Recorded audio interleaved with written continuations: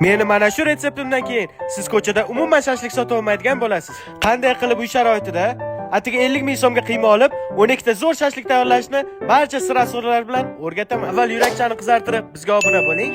Atiga 50 ming so'mlik yarim kilo qiymamizga qirg'ichdan chiqarilgan ikkita piyoz, bitta tuxum, chesnok va 2 bo'lak non qo'shamiz va albatta LTZ firmani maxsus shashlik uchun pripravalarni, ozgina tuz va 1 choy qoshiq chayniy sodani uksusga o'ldirib qo'shib yuboramiz. Buni hamma bilishi kerak o'rtoqlar. Bu shashlikchilar eng yashirib kelayotgan siri hisoblanadi.